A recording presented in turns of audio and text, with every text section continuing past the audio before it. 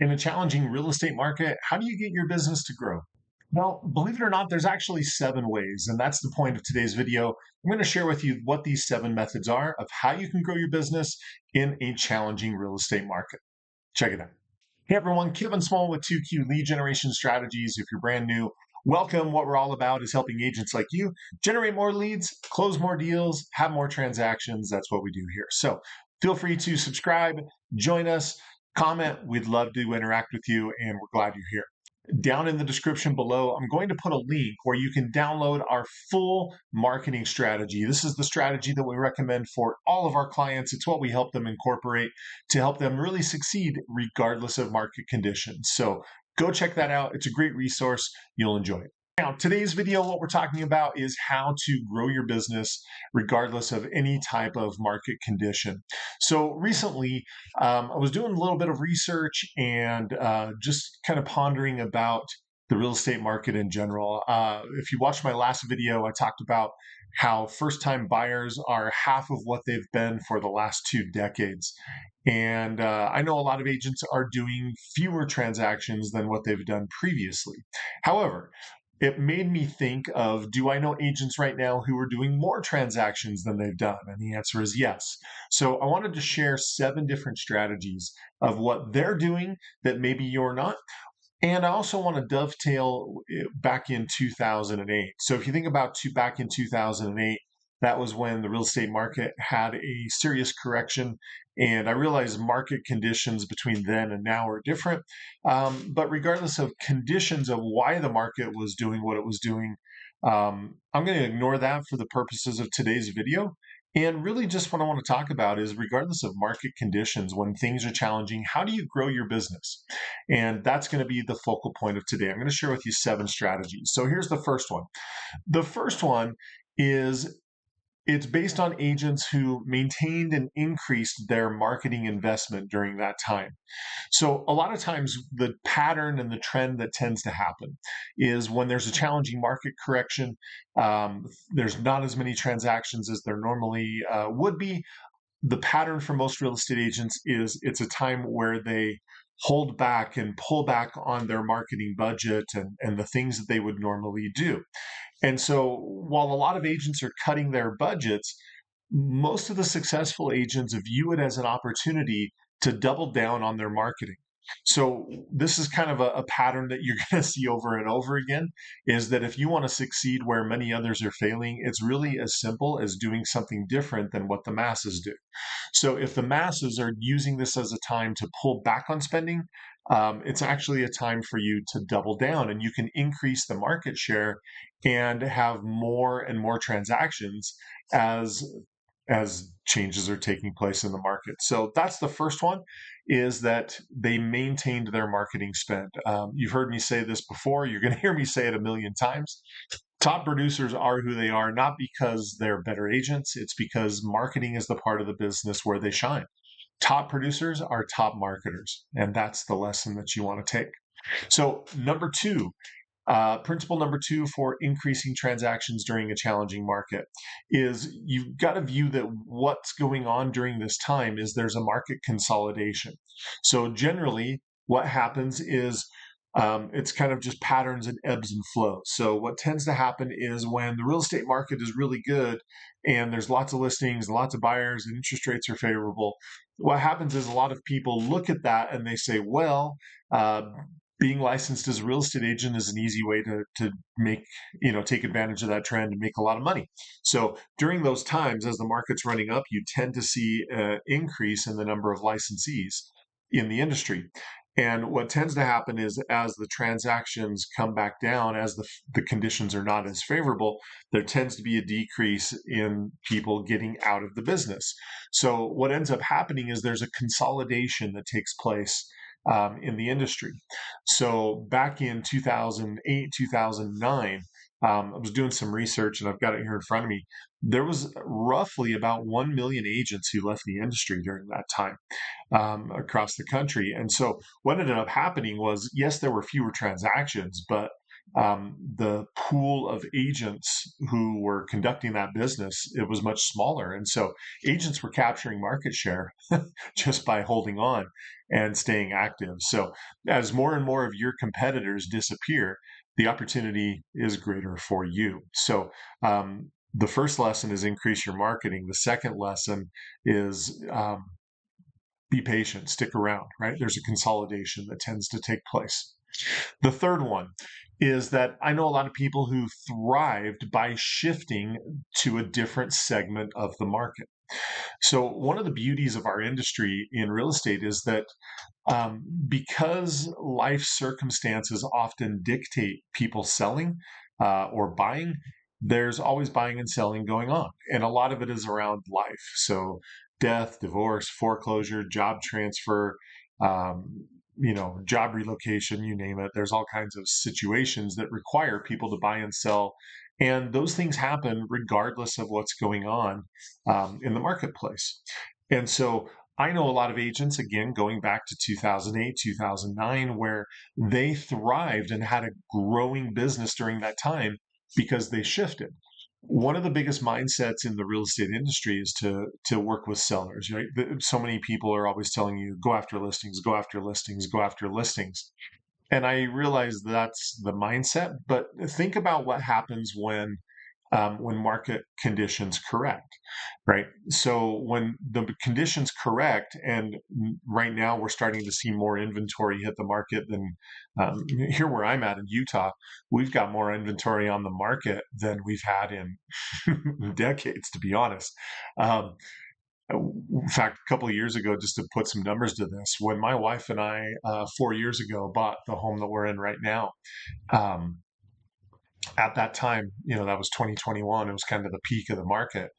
Um, there were in the county where we were searching, I want to say there were 23 homes on the market for the entire county. And not just in the price range we were looking at, that was the entire county. There was so few homes on the market and made it really tough to find a home. Well, in that kind of an environment, yeah, you want as many listings as you can get because they're just going to be gone like that. I looked the other day just to see what the number of homes were in our county, and it was upwards of 500. I think it was like 560 or something like that. Um, but I mean, to go from like 23 to 560, and we don't have a huge population. It's a smallish county, but um, that's a lot, right? Compared, and so there's a lot of homes that sit for 2, 3, 4, 5 months before they sell. So with that mindset, it's kind of an opportunity to shift to a different segment of the market. So instead of going after sellers like you've always been taught, buyers really have a lot of power. If they can afford the mortgage rates and the home prices that are going on right now, buyers are really powerful um, a really powerful opportunity in today's market, just because there are, in a lot of places, especially here, there are more buyers than there are, or there's more sellers than there are buyers. And so buyers are a little bit of a premium. So that's one opportunity. I know back then when a lot of homes were being foreclosed on, I know a lot of people who transitioned their business to working on foreclosures and short sales. And their business grew just because of the demand for that segment. A lot of times, what happens is when there's a lot of sellers and not a lot of buyers, it's an opportunity for investors to purchase homes at discounts where they might not have been able to get them previously. And so, investors can be a great segment of the market because if there's a great deal, they're always interested in buying homes. Um, Relocation, people moving for jobs. Again, another segment of the market. I know some people move to commercial just because commercial trends and demands are different than they are for residential. So there's always opportunities. It's just a matter of finding the opportunity, improving your skill set to be able to work with those people. And so shifting your attention to a different market segment can help you grow your business. That's number three. Number four, building strong client relationships. Again, going back to 2008, 2009, some of the agents that I know who grew their business, they doubled down on marketing to their database. And so that is a huge, huge opportunity. My experience is that for every 4 agents I talk to personally, only one of them is doing anything to market to their database. And so I know agents that just focused on marketing to their database, and because of that, they had this asset and their business grew. So marketing, client relationship marketing, so SOI, all of that. This is one of my favorite spots in marketing. And in fact, I just got done teaching a 6-week class called the Relationship Revenue Blueprint.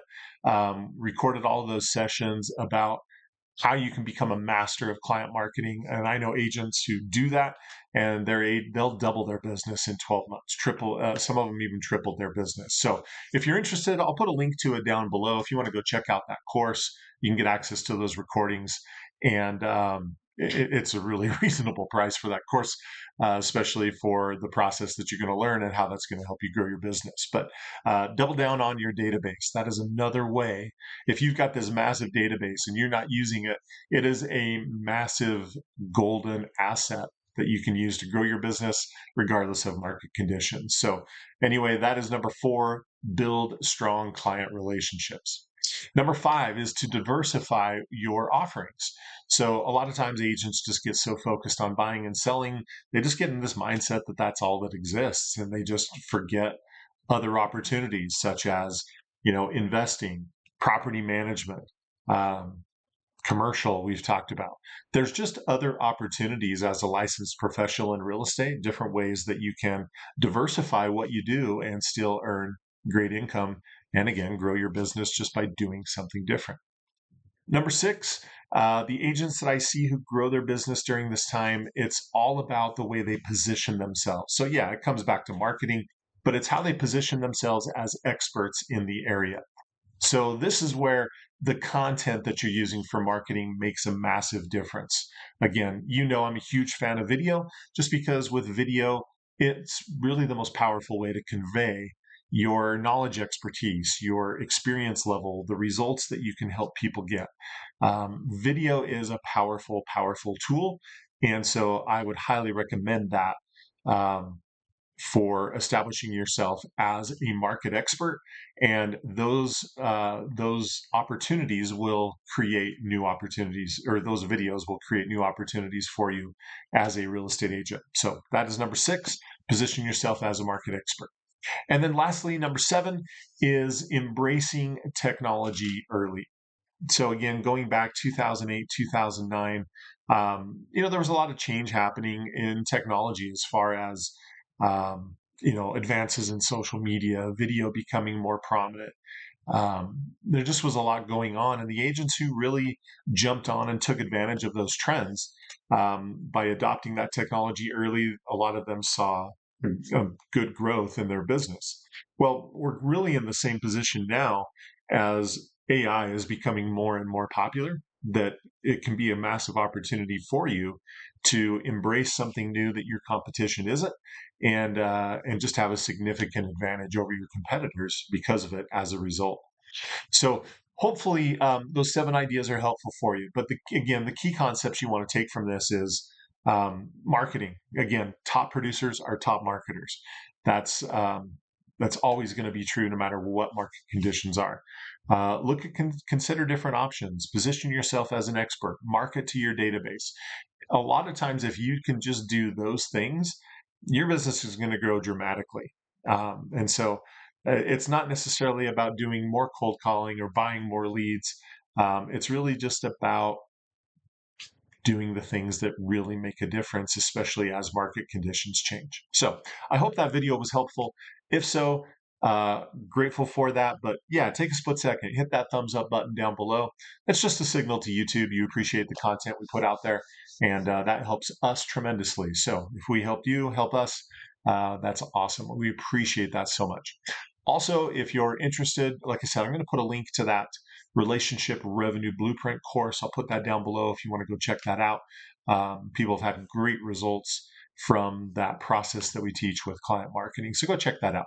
Other than that, that's really it. Make it a great week. Keep crushing it in your business. As always, if we can help, let us know. Leave a comment down below, and we'll be happy to respond to it. Have a great week, and we'll talk to you soon. Take care.